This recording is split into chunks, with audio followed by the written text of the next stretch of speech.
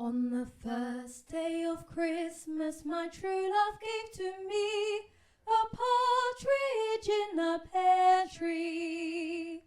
On the second day of Christmas, my